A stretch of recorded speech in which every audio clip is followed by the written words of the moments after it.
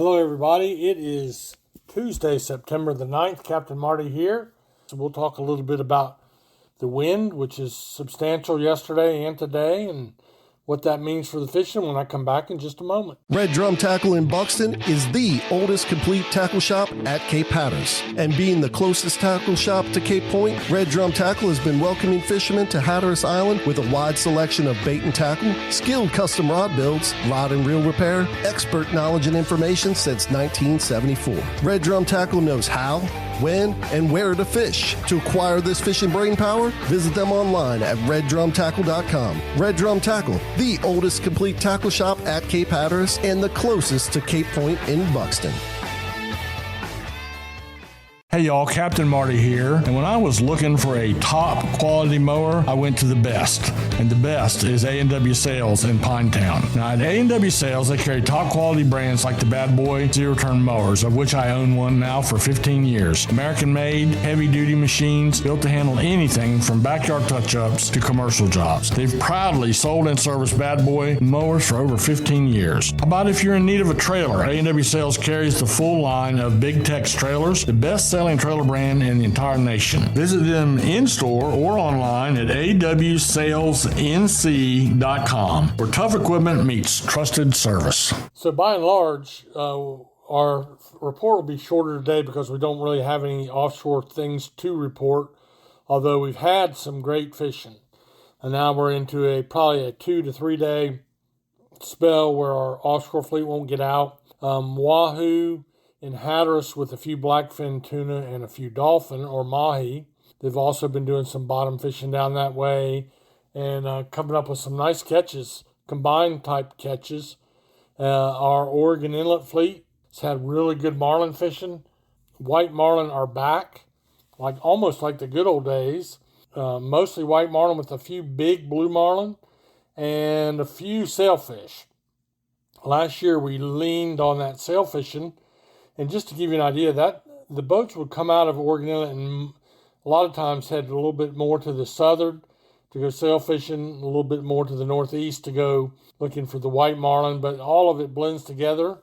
What they're fishing in is eddies or small rivers that shoot off of the true Gulf Stream, where these billfish can get out of the current, out of that Gulf Stream current where they don't have to fight that all the time, but they're still in that same type of water, which they like, temperature and the color of it. And there's been a lot of grass and grass beds, which are producing some mahi and dolphin. And given the grass beds are the dinner table, as Omi Tillett used to always say, for everything. The whole food chain exists in one place, and that's why we're having some good fishing. And it will resume. Middle of September used to be the epicenter, the peak of billfishing season. So we'll keep you posted. One thing the stirred up weather has done is it's increased the drum bite. They like it stirred up. They like it rough. We've been seeing drum, just not huge numbers, but as far as the surf and piers go, mixed bag of drum, a few big ones, a few yearlings, a lot of slot-sized drum, and all the old places. Jeanette's Pier has been doing well on their drum bite. Cape Point, hot and cold, down that way. Nags Head Pier, and they're catching them. And I'm hoping that today, with the weather still stirred up, we might see a really good drum bite. There's also been, through this last spell of weather, when the water got clear and calm, there was good Spanish mackerel fishing. In fact, I think as far as pier fishing goes, we've had a great year on Spanish, and it doesn't matter which pier, whether it's, Rodanthe Pier, or whether it is all the way up to the Nags Head Pier. Any of the piers, it's been a good Spanish mackerel bite. Also bluefish, there's been sea mullet. Now we're seeing some large croakers being caught. So that's all good. In the surf, same exact thing. A bluefish here and there, sea mullet spots, just nothing really to write home about. But you might catch a puppy drum. You might catch one of these 3.5 pound pompano that have been fairly numerous. That's a big pompano. I finally ate my first pompano last year, and it was as good as promised. Really, really good. So that's it for, that's not much of a report, I know, because of the wind, but we'll take a little break, and I'll be right back to talk to you about the drum fishing. in the Sound and the backcountry. Let's be real. No one wants to deal with nasty varmints like mice, roaches, creepy crawlies, and critters. Leave that work to the experts at Outer Banks Pest Control. Outer Banks Pest Control is the best on the beach when it comes to eradicating those unwanted creatures. They've been in business for over 25 years with well over 100 years of combined exterminating experience. Specializing in both commercial and residential properties, Outer Banks Pest Control has all the tools and equipment necessary to take on any pesky job. They pride themselves on top quality customer service and workmanship. Hey, if the trucks ain't red and yellow, it just ain't the right fella. Outer Banks Pest Control, the best on the beach with a proven track record of excellence since the year 2000 and online at outerbanks-pestcontrol.com. So our backcountry boats did get out yesterday, and we have them fishing out of Hatteras, out of Wanchese, out of Engelhard, and they all caught drum. And again, just like over on the ocean side, in all the size classes, but that evening bite has been really good for these big drum. I talked to my friend Randy at the gym yesterday, and him and his wife went out and they each caught a big drum.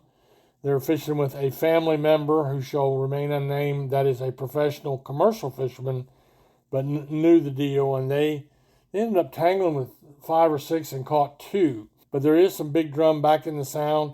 There's also been some down around Duck Island, and they've been milling around on top, and there's been a little bit of a daytime bite on those.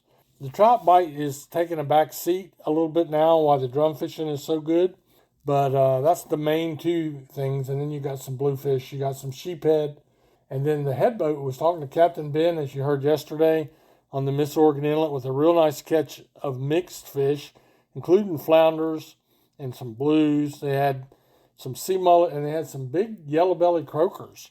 So good going for the Miss Oregon Inlet. That's a great alternative. Why the wind's keeping you from going offshore, try going inshore. There's a lot of different ways you can do that. I recommend you do it and deal to either a major marina or a licensed and well-known guide, because there are some people that will promise you the world and take you out on their boat, and they're no more. They may have a piece of paper that says they're a captain, but they're really not a professional guide. And we take that stuff seriously around here. We take a lot of pride in the caliber of boats we have and the caliber of captains. And everyone has to pay their dues before they can go and do that full time. So that's pretty much the long and the short of it. We'll keep you posted. When the wind falls out, we're going to have more of a white marlin bite. And then we're not too far from getting back into the fall yellowfin tuna season. If you're planning on booking, like I said the other day, you might want to consider October 15th to November 15th and try to avoid the weekends. If you're looking to book a boat, from Oregon Inlet or Pirates Cove, that's when they have their peak tuna season. It can be really, really good. Make sure you allow yourself an alternate day in case the wind were to blow.